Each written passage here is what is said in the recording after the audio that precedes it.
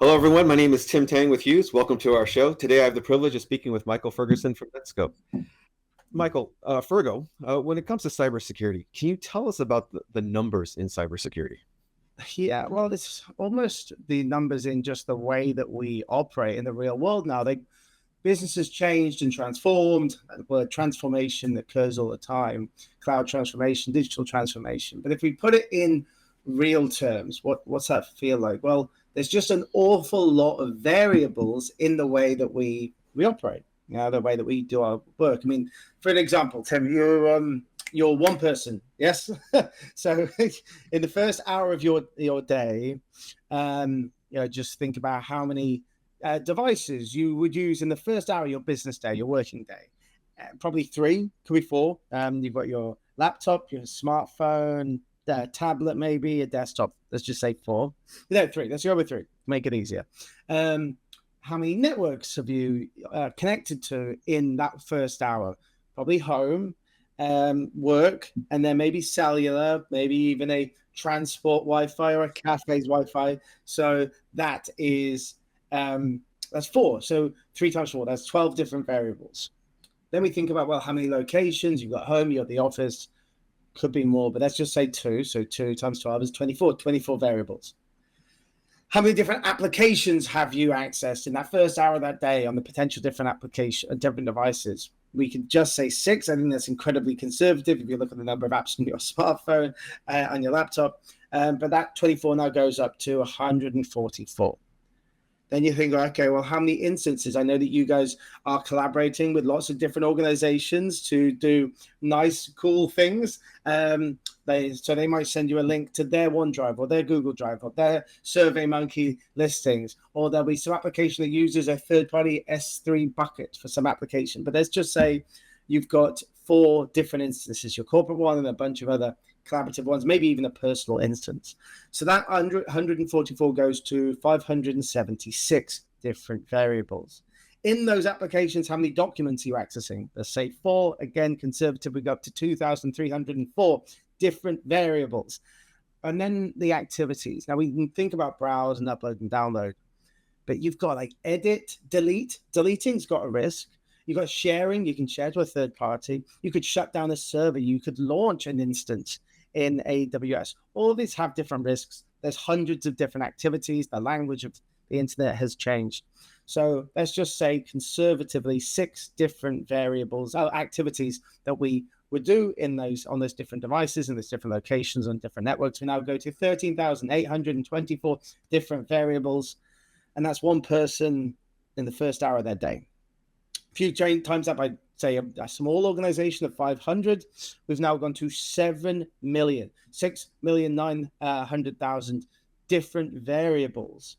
And it's really hard to then go, okay, well, with those types of numbers, which one's the good ones? Which one's the bad ones? I mean, they're probably all good. Most of them are good, but in that 1 hour.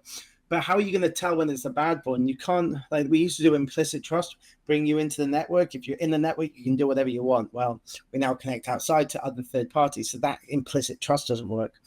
You can't just say, well, I will distrust any instance of OneDrive because, well, we need to collaborate with other people. We need to work on third party, our personal smartphones or personal devices. So you can't have that like implicit trust, implicit distrust anymore.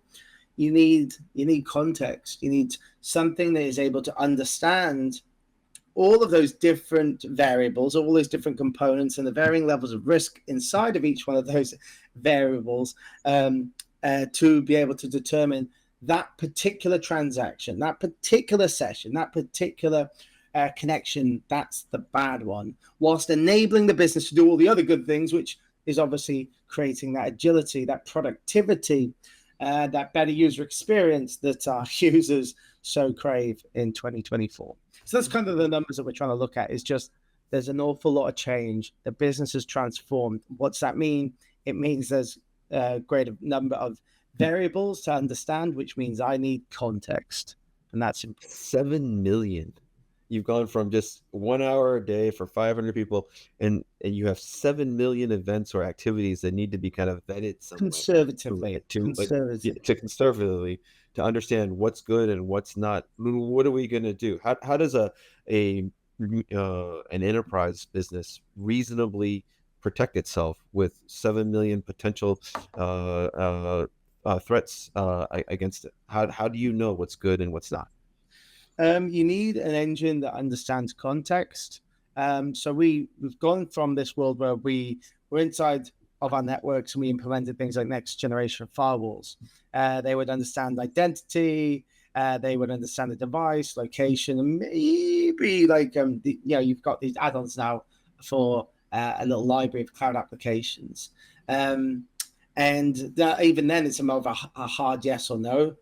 There's different levels of trust associated even in identity. You might have the executive, you might have an intern, you might have a contractor, different levels of trust in the devices. It could be a corporate SOE, it could be BYOD, it could be compromised.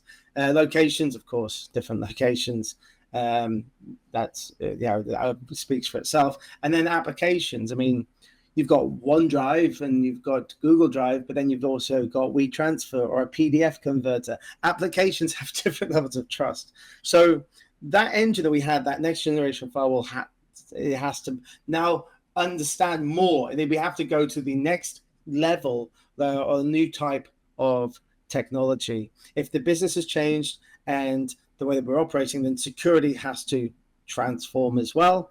And that's where things like the Secure Access Service Edge or SSE, Security Service Edge, is able to generate a greater number or greater context for us to implement better types of cybersecurity controls. Can you speak to what that next level of understanding now needs to look like? What kinds of things should we be tracking? What kind of understanding should we be trying to get of the end user behavior? Yeah, I mean, ultimately what we want is an understanding of every single component of every single transaction all the time. And that delivers, that should be looking at things like not just the identity, device, location, application, but it's also things like the instances. I mean, we've got corporate instance, personal instance, and all the different third parties. I know that we've got companies that have got over 200 different AWS accounts.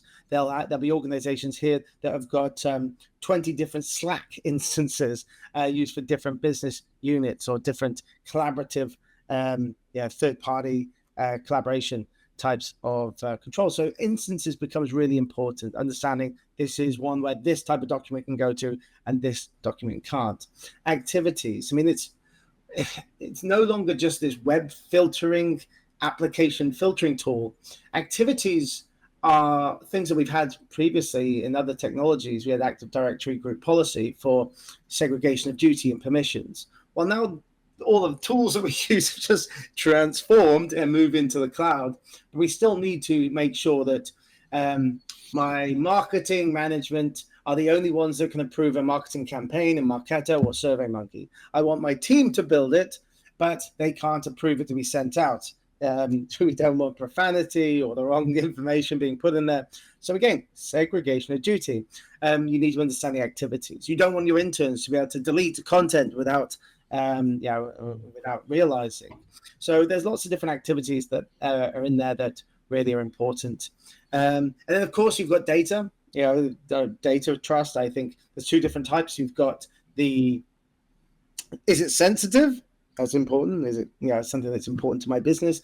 And then is it of risk to me, as in it's a threat? Is it going to be malicious? Does it have evil intent to cause disruption for my users wherever they're located? So data trust becomes really important. And you need something that from a data perspective, probably utilizing a lot of the new AI capabilities to understand specifically to your business, is that data important to my organization? As opposed to relying on sort of scripts and regexes, which can be kind of rudimentary and cause a significant amount of false positives. So AI-based data and threat protection built in, very important. And then the thing that makes it really interesting is going beyond zero trust to something more like a continuously adaptive trust is having an understanding of the behaviors, because we all are trying to do the best we can for an organization and for our careers, until something, new shiny toy on the horizon, maybe our behaviors change, we become compromised ourselves. So we start to stockpile data, download it. We try to move data to the wrong places. And maybe we start sharing to the wrong people. Those behaviors should be detected. And then we should use that user's behavioral score inside of that transaction to look at all those different components, compile them all together, and then say that particular user maybe needs to go through further training on this particular user. Can no longer share to the data to a third party. It has to continuously adapt based on the changing behaviors, based on the changing data types that are in the document. It all has to become kind of continuously adaptive to assist there.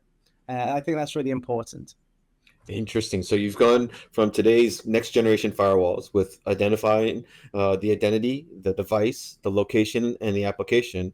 And now you're adding on top of that the idea of which instance, what activity, what behavior, and what kinds of data are being used on top of that. So now we have 8 dimensions to think about with cybersecurity. When you have 8 dimensions of understanding, what can you do with it? How do you organize your response around these 8 dimensions?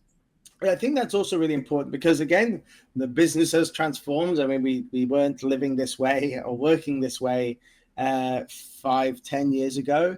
So we can no longer have that implicit distrust, implicit trust. Allow, block, allow, block. We need to be a little bit more nuanced here. So a really good example is of a website.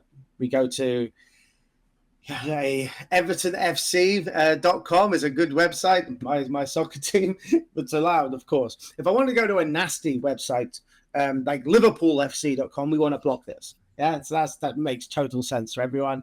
But if there was an unknown, like a WrexhamFC.com, so it's an unknown risk, park domain, newly registered domain, something that's uncategorized, we want to not just allow and block. We need to allow users to access this stuff because we're being productive and there's new content being created all the time on the internet. But I want to pivot and make a risk-based decision and isolate. Okay, so that's a risk-based decision and change the types of outcome to increase productivity, but protecting the user, because an isolation will ensure that no passive or active downloads are made from that site to get a visual representation. Now, let's talk about this in cloud application land. Well, we don't want to stop people going to a cloud application just because they tried to download a file when they shouldn't do. We shouldn't just go to the block page. I need to coach them. I need to pop up and say, hey, buddy, this is a coach. This application is of a higher risk. Maybe they're trying to upload to a WeTransfer or some PDF converter. But did you know that we have Adobe Acrobat that provides this capability? Or we have a OneDrive where you can share your data from. So the coaching and education, security awareness in real time becomes really important. You can even then, if you've got certain data types, like I'm moving a file to a third party and it contains some sensitive information. Maybe I want to say, hey, I want to know why you're doing this. So ask for a justification, get them to fill in what project they're on. This is really important when it comes to things like AI, because AI is so new and there's not just a third party, but now a fourth party risk, because every app's using some other third party, so it becomes fourth party risk. I want to say, well, what project are you working on that's going to justify you using this tool? And ask the user, who probably knows more about the business outcomes and business objectives that maybe somebody in the security program does. So at least that can then go to management and they got the chain, and it can be built into your security program. The other good outcome that you can do is a reauthentication. So we all have MFA on everything at the moment, which is great. But it shouldn't just be a one-time fits all. Like, I authenticate, I can do whatever I want. What happens if I log into my OneDrive on holiday and I'm holidaying in Russia, or I'm in some other place that maybe is a little more curious, and then I start to download? We want to make sure that when that action occurs, when that download occurs, I prompt for reauthentication. Because if that user account becomes compromised, I want to make sure that was my employee's bum that was on the seat when they made that request to download, to share, to do those things. So for certain, or maybe certain behaviors have gone down. So again, everything is going up and down and pivoting to the different types of trust on every single component of every single transaction, and then pivoting to the nuanced outcome: allow, block, isolate, coach, justify, or reauthenticate, based on the risk levels of that transaction across all of those 7 million different variables. And again, that was only for 500 people in 1 hour. So there's going to be a lot more than that. So I think that's really important. Fergo, this is tremendous. You've kind of sensitized us first to the magnitude of the threats that are facing us. Literally 7 million in 1 hour for a 500-person organization. That we need to somehow sift through and get some kind of understanding of what's a threat and what's a appropriate behavior. And that's your classic kind of needle in the haystack problem. Then you've kind of talked to us about the kind of situation that we have with today's firewalls, which really do maybe half the job. They provide security based on policies that rely on identity, device, location, and application. And we really need to have a more, to your point, a nuanced understanding of the instances, the activity, the behavior, and the data.